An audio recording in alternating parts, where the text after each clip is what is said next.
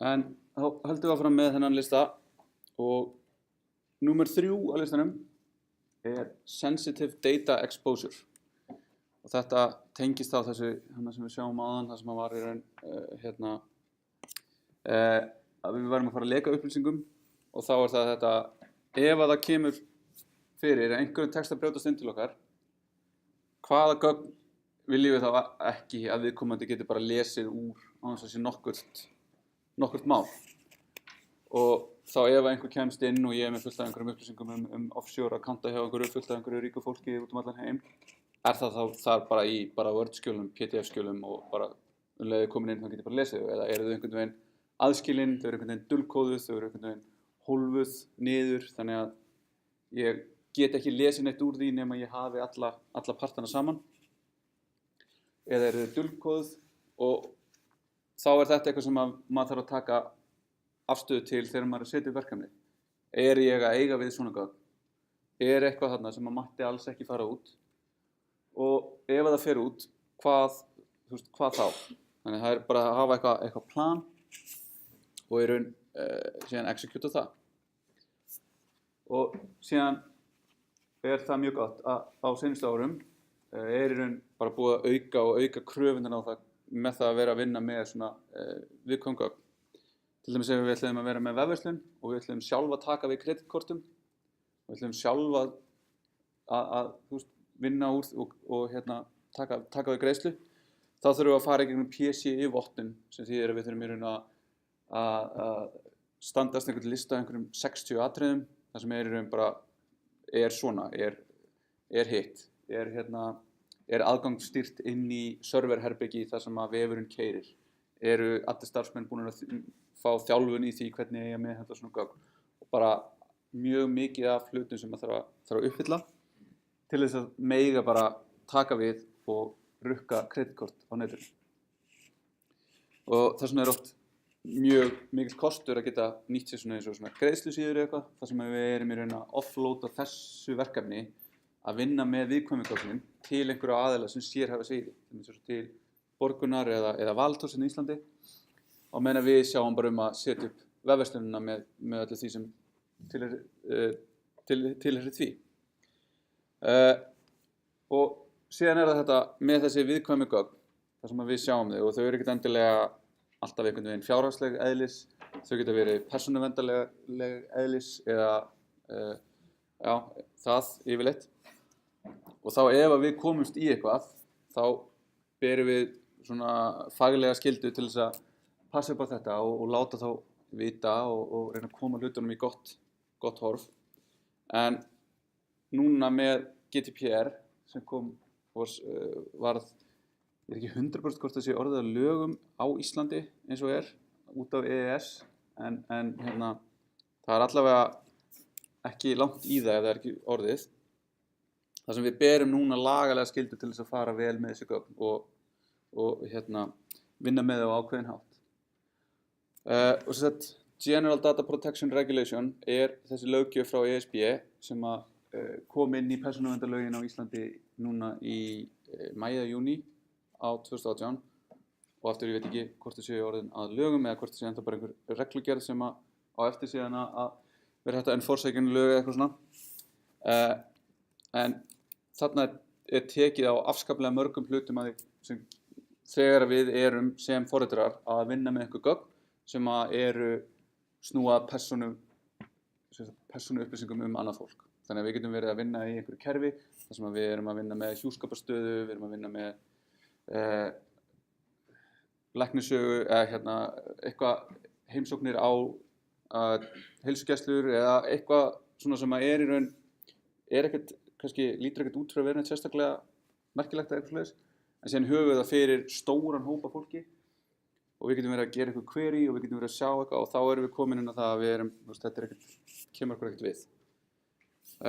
Og við eigum í raun ekkert að vera að fara og vinna með gögn sem við höfum ekkert að gera með og þannig að þegar við fáum í raun aðgang að einhverjum gögnum og við sjáum að það er eitthvað svona skuggalegt í gangi, þá ættum maður að flagga því og segja bara hey, ætti ég að hafa aðgang að þessum gagnagrunni þar sem ég get flett upp öllum aðgerðum sem allir notendur í þessu kerfi hafa gert nokkurn tímann. Það er ekki, það hljómar ekki rétt og þá oft leyst með því að búa til einhver svona gervigögn þar sem við búum bara til út frá raunverulegum gögnum, bara gögn sem líta svipað út og haga sér eins sem við getum þá notað til þess að setja upp forritun okkar og prófa okkur áfram og gera það sem við þurfum að gera. Og það sem stór breyting í gegnum GDPR þetta að vinnsluaðilar, við sem forritarar sem ráðnir til þess að vinna með einhver gögn, við vorum ekkert endilega ábyrg fyrir því ef eitthvað var að. Það var sá sem átti verkefnið, átti aðgang að gögnunum sem bara ábyrgð. En núna búið að færa þetta yfir og gera þetta að sameiginlegri ábyrgð á milli þess sem að vinna með gögnin og þess sem á gögnin. Þannig að við líka ábyrgð. Við getum ekki bara sagt, hey, ég var að vinna með þetta gagnasett og svo, gerist eitthvað en það ekki mér að kenna. Það bara einhver annar þarna sem á þetta og bað þetta. Þannig að þetta sem forritarar, þá við oft, þá trompum við alla aðrar svona eðlilegar change of command eða eitthvað svona. Að þegar við höfum bara, ég get gert vefþjónustuköllin og ég get bara sett inn hvað sem ég vil. Ég get bara sett inn upplýsingar af þig og ég get bara fengið upplýsingar af þig, ekkert mál.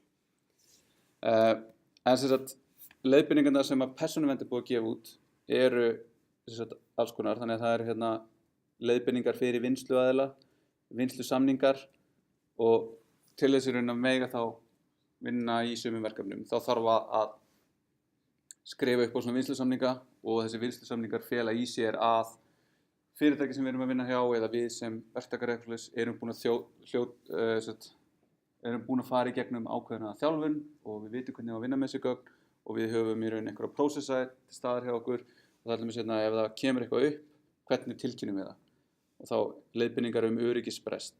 Þá það ef eitthvað kemur upp, ef ég finn að það hægt að brjótast inn í eitthvað kerfi, þá hérna eitthvað hvernig ég get svona ábyrgt tilkynnt þetta án þess að eitthvað veit ekki hvað ég að gera því að ég að því að við viljum vita þegar eitthvað að og hérna alveg afskaplega mikið og svo hjá Persónuvernd tilkynna öryggisbrest og þá getum við bara farið og látið vita öryggisbrest og það þá þetta persónuupplýsingar sem eiga að fara leynt birtar fyrir mistök þannig þegar kannski lent í því að vera að fletta ykkur upp og allt í einu þið bara eitthvað, wow, ég ætti ekki að vera að sjá þetta og þetta líka eins og ef maður getur flett upp upplýsingum manneskjur gegnum kennitölu þeirra þá ekki leyfilegt að hafa kennitölu sem lykil og birta síðan heimilisfang sem framhald af því. Það má ekki. Það verður alltaf að vera rekjanleg aðgerð þannig ef ég á að geta gert það þá þarf að vera Óli fletti upp nonna klukkan þetta á þessum degi eftir kennitölu. Þannig að það þarf að vera sagt ef eitthvað kemur upp á þá þetta rekja það til mín. Og þetta ástæðan fyrir því að það var allt fært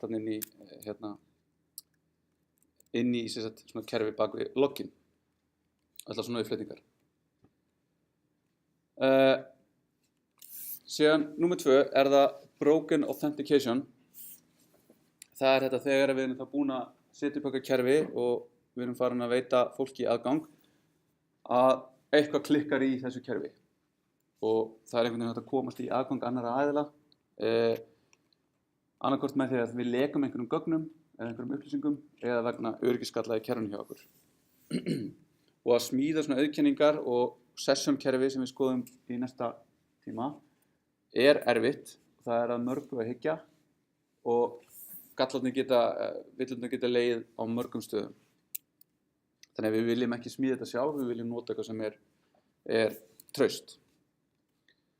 Og síðan þó við séum að nota eitthvað traust, þá þurfum við líka að passa upp á það hvernig við geymum eins og lykilorð sem því miður ennþá svona helsta leiðin til þess að auðkenna okkur.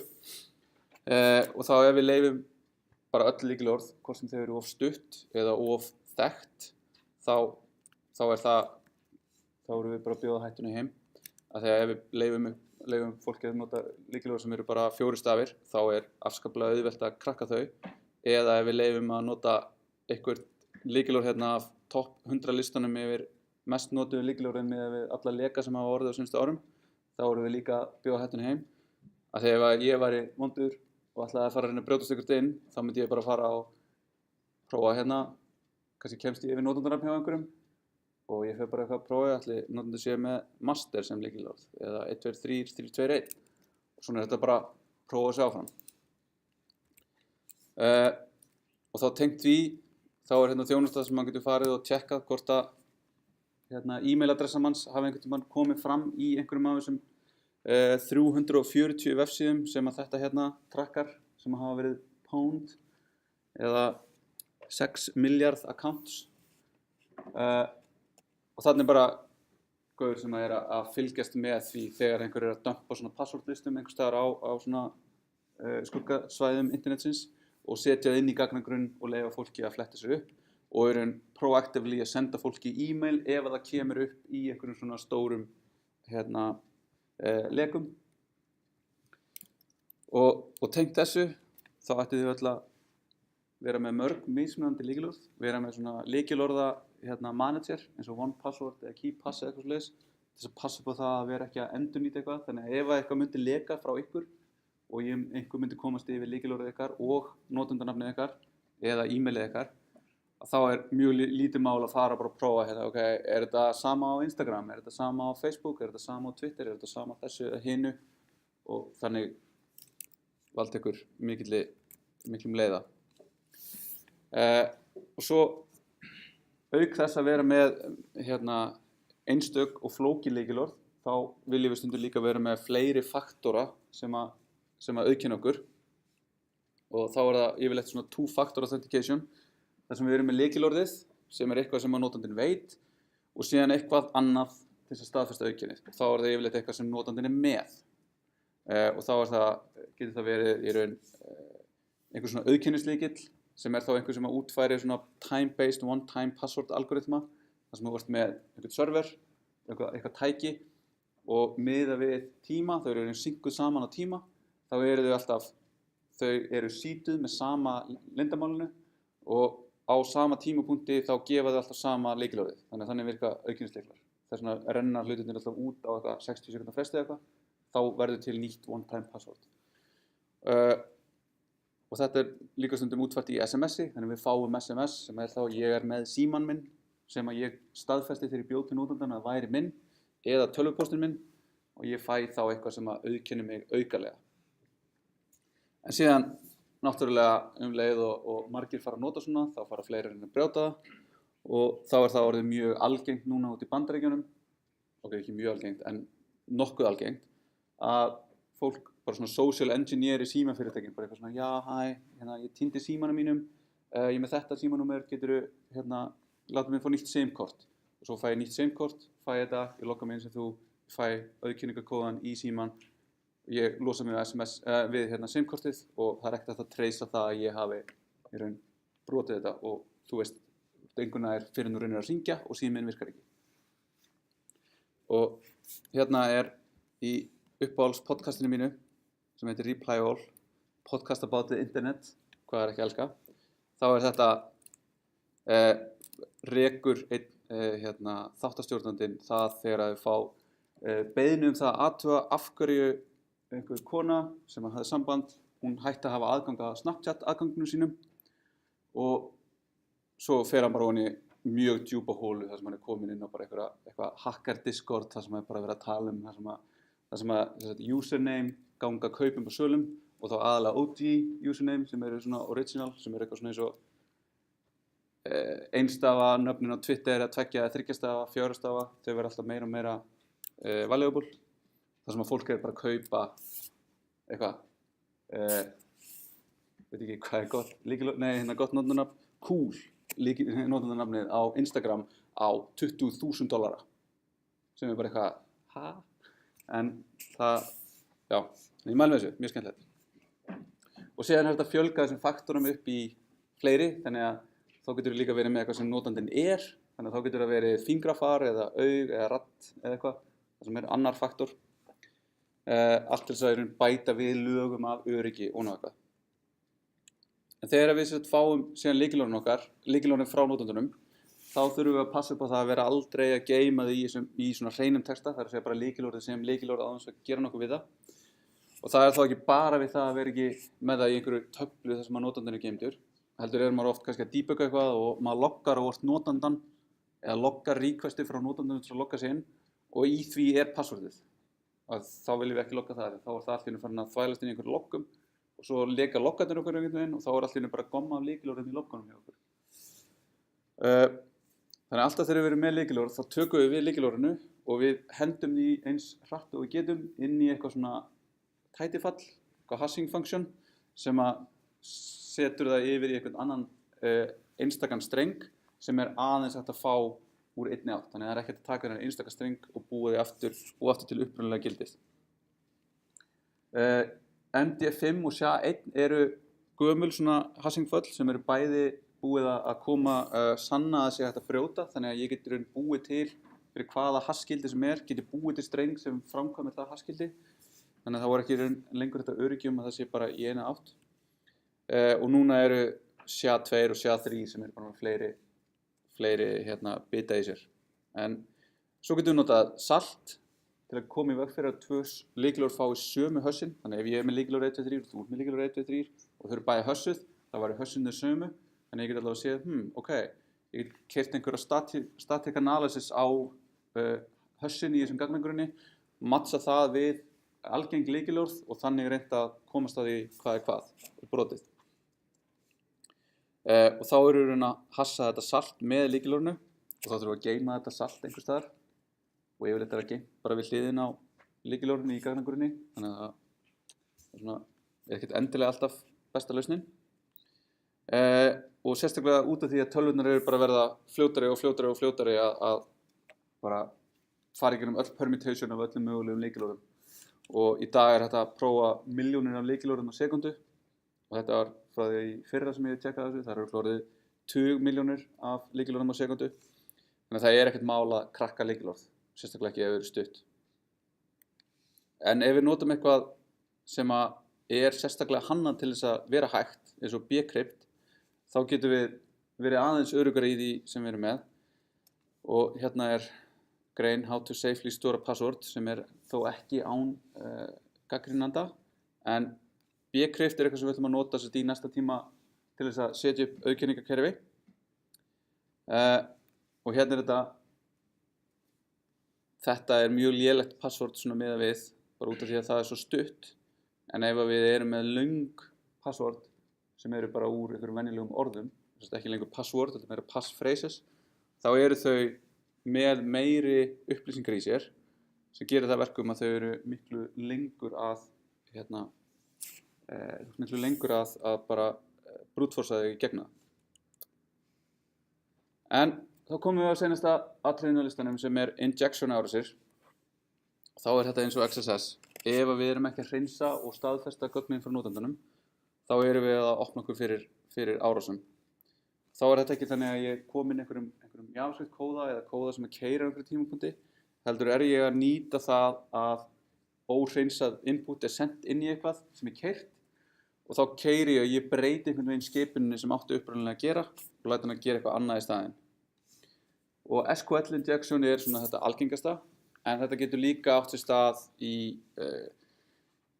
XML eða SMTP sem eru postþjónar í stýrikerfis aðgerðum ef við erum einhvern veginn að búa til aðgerðir inn í stýrikerfið og fleiri hlutir, bara alls staðar þar sem verið að framkvæma einhverjar aðgerðir sem að taka einhvern hátt við upplýsingum frá notendum.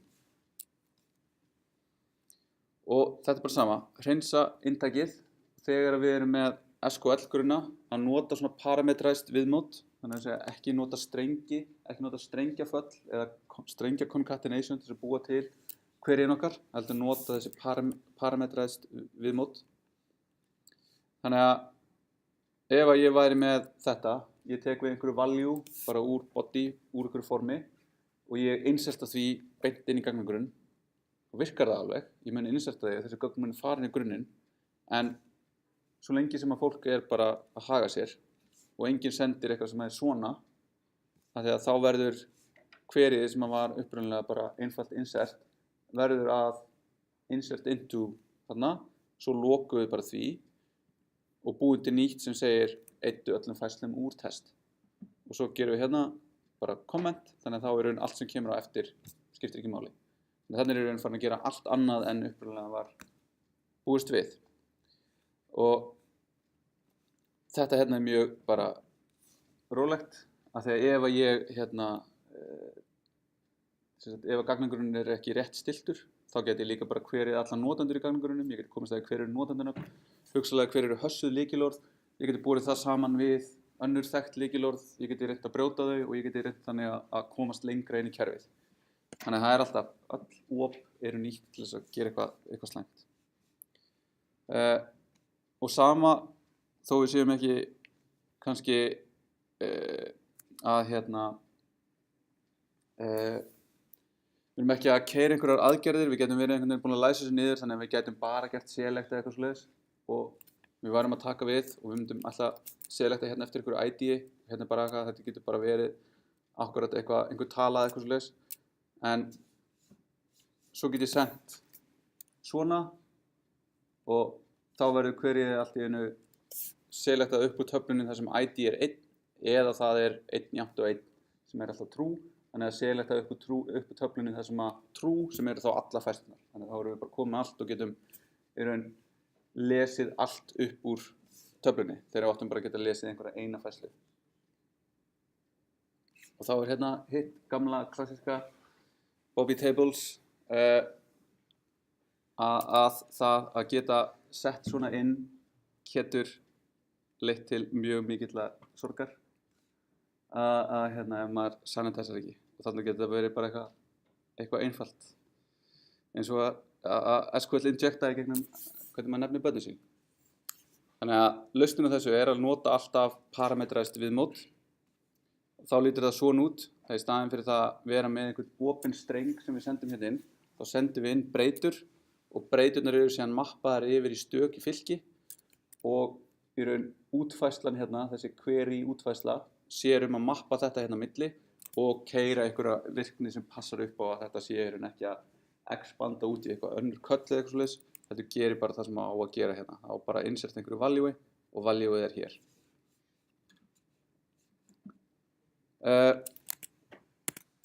Þannig að tökum dæmi úr, ég held ég hafi hoppað yfir aðeins áðan. En ok. Tökum dæmi SQL injectionir.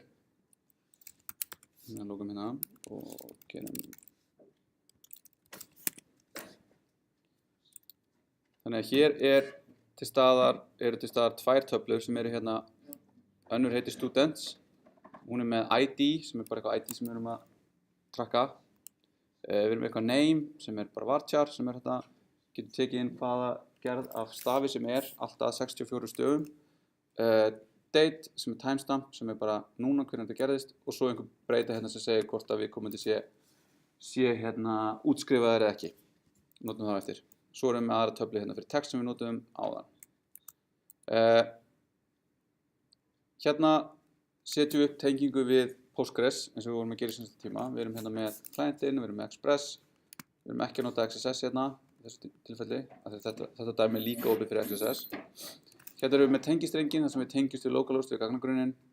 Við erum að nota hérna body parserinn hérna til þess að geta unnið með gögnin úr forminu. Og svo síðan setjum við upp hérna form sem leyfir okkur að skrá nemenda eftir nafni og skoða nemendur. Og skoða nemendur, inserti hérna, notar þetta hérna, er bara með ekki parametrast viðmót. Og síðan er hérna hitt fallið sem er safe sem sýnir hvernig þetta á að vera í raunveruleikanum og síðan selectið sem að selectar alla stúdenta sem eru ekki útskrifaðir. Þannig að við viljum í raun geta merkt nemendur útskrifaða og ekki birta. Þannig að ef við keyrum þetta þá getum við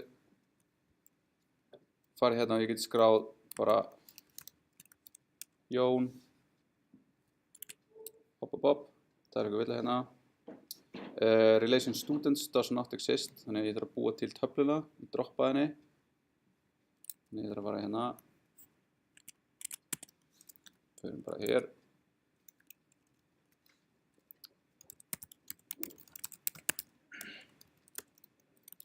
Og keyrum þetta, nú er taflan tilbúin. svona, þannig að þá er hún tóm. Og þá get ég núna búið til hann Jón hérna, þá er hann Jón mættur, ég get skoðað Jón hérna, þetta er hann Jón, hann var skráður hérna númer rétt aðan og svo framvegis. Svo náttúrulega skráum við hann Bobby Tables og þá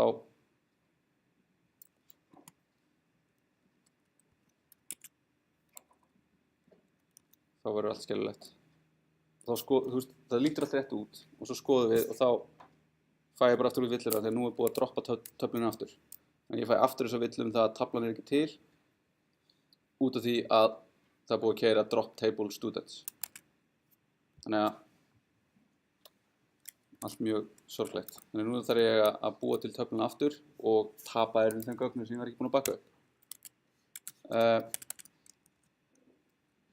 Við skulum ekki skráma Bobby aftur.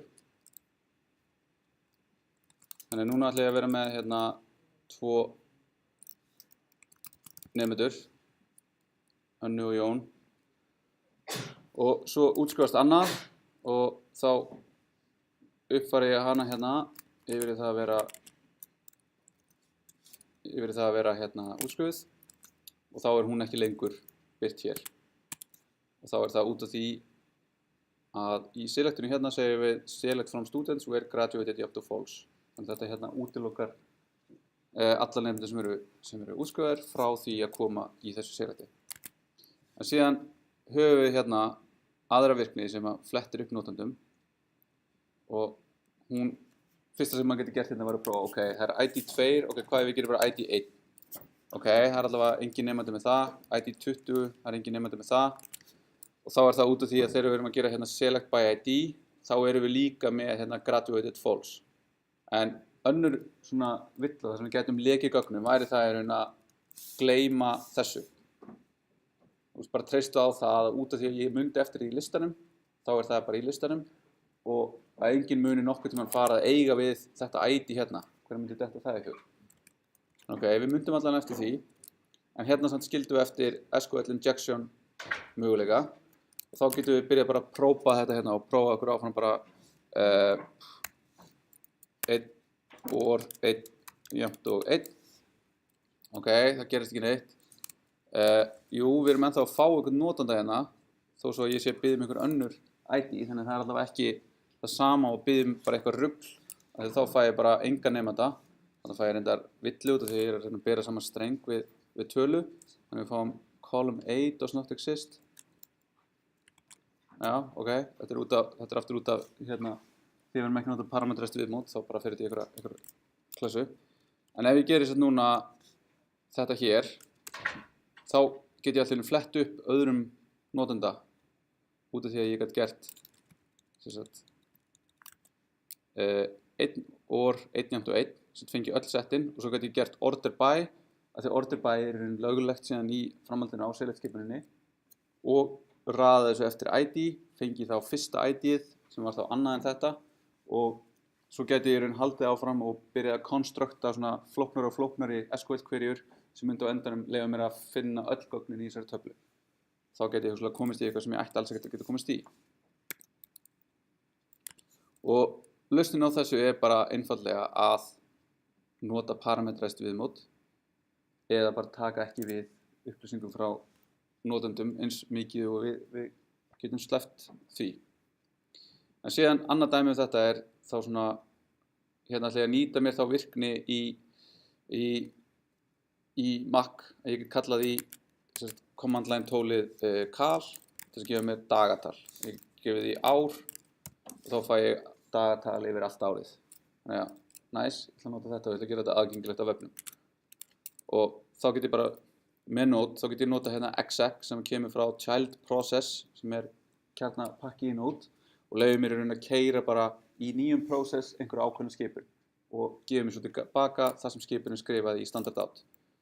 Þannig að ég get keyrt hérna cal og tekið inn eitthvað year og þá get ég tekið year bara inn úr query-strengnum og þá var ég bara komið með einhverja, hei, hérna er bara dagatal sem ég get notað á vefnum mínum. Nice. En þá náttúrulega út af því að það er verið að taka með einhverjum upplýsingum þannig frá notandanum. Ég get sett hérna. flott, hvernig verður þetta árið 2100, ok. Þá get ég gert hérna og þá get ég til dæmis gert pípu sem er hérna pípar saman tvær aðgerðir og ég get pípað sett við þetta, get ég gert pípu ls og þá er ég alltaf búinn að keyra ls, lista út því sem í direktorinu sem að keyra þetta og svo get ég bara aftur haldið áfram hérna einhvern veginn. Ég get gert cat etc pass hérna eru öll lykilorðin, ég nú reyndar ekki með neitt spennandi hérna, vonandi ekki, nei en hérna, þú veist, þarna get ég síðan aftur komist eitthvað lengra þannig að þetta er alltaf ef maður hefur smá og þá er eitthvað sem getur rifið það upp og komist inn og gert alls konar skandala við dótið okkar en síðan ein auka svona sem var á listanum 2013 og var fjarlægð af listanum út af því að því að þeim fannst þetta bara verið búið að redda þessu þetta er bara komið, það vita allir af þessu þannig að ætla ég að láta ykkur vita af þessu, þannig að ég vita af þessu en þetta er svona cross-site request for tree eða CSRF og er það þannig að ég komst að því að eitthvað er hægt að gera á þessum vef hérna þú ert líklega með aðgang eða eitthvað á þessum vef ef að ég læt þig þá fara á einhvern vef sem vísar í einhverja aðgerð á þessum hana hinum vefnum þá framkvæmir þú hana af mínum vef. Þannig að ég setja upp einhvern vondan vef og ég segi example.org/admin delete everything. Þú ferð inn á vondavefinn og ert loggaður inn á example.org og ert admin. Þá myndi þetta keyrast út af því að það var gert í gegnum get. Eða ég geti líka búið til eitthvað þannig að ég geti látið íta okkur takka sem myndi submit einhverju post. Ég geti látið JavaScript virkni submit einhverju posti yfir eitthvað sem myndi láta að gera. Þannig að ég geti verið með fyrir alla íslenska netbanka og þú ferð inn og ég myndir millifæra inn á mig einhvern pening. En þú veist það er allir með Word fyrir þessu. En þegar þetta gerist fyrst þá var þetta þannig að fólk var eitthvað að láta búa til skrýtnar Amazon pantanir og reyna að senda þær og eitthvað svona með því að láta heimsækja einhverja síður. Setja bókina mína, alltaf þegar þú fórst inn á heimasíðuna mína þá settir bókina mín í körfunni þín á Amazon. Svo fórst inn á Amazon og óvart keyptir bókina mína. En þetta er samt erfitt verkefni til að leysa út af því að við þurfum að geta aðskilið hvað kemur frá einhverjum öðrum stað sem er vondur og frá raunverulegum stað frá nótunum okkur sem við viljum bara leyfa þeim að gera. Og lausnin á þessu er í raun að setja inn svona CSRF gildi inn í formið sem er síðan staðfest á bakendanum. Þannig að þegar ég bý til formið þá bý ég til þetta gildi, það er tímaháð. Þegar ég síðan reyna að framkvæma aðgerðina þá er athugað hvort þetta sé ennþá gilt gildi og ef það er ennþá gilt þá get ég gert þetta. Og svo er þetta líka oft áður en það er gerðar einhverja svona drastískar aðgerðir eins og að eyða öllu eða breyta lykilorðinu þínu eða breyta notendanafninu þínu þá þarftu að gefa upp lykilorðið þitt aftur. Þannig að ég hef kannski lent í þessu spurningu okkur þarf ég að logga mig inn til þess að reyna að breyta rebónum eitthvað á GitHub þá þarf ég að logga okkur inn og þegar ef ég annarkvort geti gert eitthvað svona eitthvað myndi leka eða ég myndi bara komast yfir tölun eitthvað og því að það bröð ykkur frá þá geti ég breytt einhverju og með því að biðja um auðkynningu áður en eitthvað er gert sem er drastískt þá erum við að verja okkur enn frekar. En sem sagt, hérna er einhver hackergaur sem býr til þessa síðu og einhver fer inn á hana, hefur í raun sessionið, hefur auðkynninguna, er auðkenndur á einhverjum öðrum server og keyrir þessa hérna virkni með þessari auðkynningu af því auðkynningin skiptir öllu máli af því að ég get ekki hérna sem einhver vondur kall keyrt þetta út af því að ég er ekki auðkenndur en ef ég keyri þetta í þínu konteksti þá nota ég þína auðkynningu. Í Express getum við notað CSRF middlewareið sem takmarkar svona CSRF árásir og þá bætum við og setjum svona CSRF token í hvert form og þetta er tímaháður token sem er búin til áður en að formið er búið til þannig að þá er formið til með þessum token og þá er það sett í formið sem eitthvað svona hidden gildi eða hidden input og svo þegar við reynum að vinna úr gögnunum þá byrjaði að athuga hey, er þessi token til staðar, er hann réttur? Já, þá máttu gera þetta, annars nei, kemur villa. Og sjá, já, þá ætlum ég að tökum örsnögt dæmi það. Þannig að þá höfum við hérna, við þurfum að nota cookie parser að því við þurfum að geyma í cookie auðkenni okkar sem er notað til þess að búa til þetta token, þannig að tokenið byggir á einhverju frá vélinni sem maður keyrir á, pluss þessum token sem maður notandinn er með. Og við sækjum sem sagt þennan CSRF pakka og við búum hérna til CSRF hlut sem er nota cookie og við setjum þetta sem middleware á rátið okkar sem við ætlum að vernda og þá fáum við í request hlutinn fall sem er CSRF token sem býr til hennan token og við setjum hann hérna með og þegar þessu submitað þá fer þessi token með hérna í þessu hérna gildi. Síðan erum við með einhvern endapunkt, eitthvað rát sem tekur við postinu og það er þá líka með þessu protection og þá ef þetta er í lagi þá keyrir hann bara þetta hérna middleware. Ef þetta er ekki í lagi þá mun þetta hérna middleware kasta villu og keyrslan mun aldrei fara yfir í næsta middleware. Þannig að keyrum þetta upp, erum hérna með eitthvað og þá ef við kíkjum hvað erum að vera í forminu þá er formið með þetta gildi sem er hérna og ég seti eitthvað og þetta er í lagi en ef að það breytist hérna, það breytist í hvert skipti sem ég refresha síðunni og ef að ég breyti þessu einhvern hátt þá fæ ég núna villu þannig að segja þetta er ekki rétt þannig að þannig er ég raun búin að búa til þessa tengingu þannig að milli sem passar upp á það að geta ekki einhver bara búið til aðgerðir hvar sem er en fyrir þetta allt saman þá er þetta bara svona að vera nógu nájaður og vera bara setja okkur í spor árásaralinn og reyna að komast að því bara eitthvað, ok, er þetta eitthvað verkefni sem skiptir einhverju máli, er ég með einhver gögn sem einhvern tímann vilja komast í og svo líka bara þetta faglega, hversu öruggt á þetta að vera, hversu vel á ég að ganga frá verkefninu mínu og bara þetta, trust no one og síðan prófa með penetration testum sem eru þetta, það er komið fleiri og fleiri kerfi þar sem við getum bara náðu ykkur pakka, bent honum á vefinn okkar, ítt á go og hann bara reynir að brjóta og finna alla veikleikar sem að þekktir eru og lætur okkur svo fá einhverjar report tilbaka og svo er þetta að gera þetta líka bara með þriðja aðila þar sem þú bara ræður eitthvað sem að reynir að brjótast inn, reynir að skemma dótið þitt og ef að það tekst þá veistu hvað var að, lagar það og svo getur þú framkvæmt þetta aftur og aftur og aftur og maður hefur einmitt heyrt af einhverju það sem er sérstaklega verið að reyna að social engineera þar sem að það bara má aldrei vanmeta það að hóta bara einhverjum ofbeldi til þess að komast fá lykilorðin hans. Það er oft bara miklu auðveldara en að brjótast inn eða krakka password sko. Og það er oft veikasti lekkurinn er bara fólk. Og bara hugsa öryggi. Þetta er rosalega vítt og breitt en hætturnar eru raunverulegar. Já, og vera meðvitið þetta að pakkarnir sem við erum að nota er ekki fullkomnir, þeir eru skrifaðar af fólki. Það munu koma upp villur í þeim, þá viljum við uppfæra þau, við viljum bregðast við þessum villum og við viljum, þessum warnings frá GitHub og við viljum uppfæra og við viljum gera vel. Og nota þessi tól, setja þetta upp og keyra þetta reglulega. Og þegar við erum að vinna í teimum, fá peer review, hugsa öryggi þegar við erum að peer reviewa, þegar við erum að fara yfir kóða, hvað gæti brotnað, hvað gæti verið að, sjáum við einhvers staðar möguleika á XSS villum eða SQL injection, að þetta er oft lúmst, það er svo auðvelt að gera þessar villur. Já,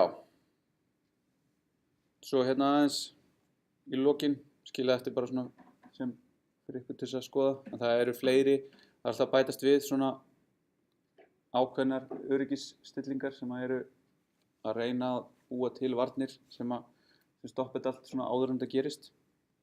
En síðan í lokin er þetta með HTTPS sem í raun þetta að það að geta pósta hlutum frá client til bakenda á server án þess að sé einhver að komast inn á milli og einhver sé að lesa það sem við erum að senda á milli og þá geta lesið lykilorðið og username okkar og svona þess. Ef við erum ekki að kæra HTTPS þá erum við bara sjálfkrafa í vondum málum. Þegar leið og einhver póstar einhverju á opnu neti þá bara að geta allir hlustað á það ef þeir vilja. Og í dag auðveldara en það var og minni kostnaður en það var að setja upp þetta skilríki. Þannig að þegar við fyrir að setja upp vefi þá ættum við alltaf að setja upp á HTTPS. Og þá þetta notað svo Let's Encrypt eða með Heroku sem við skoðum síðan. Þá þetta að setja það bara upp með nokkrum smellum í viðmótinu og þá maður bara komið með HTTPS örugga vefi. En já.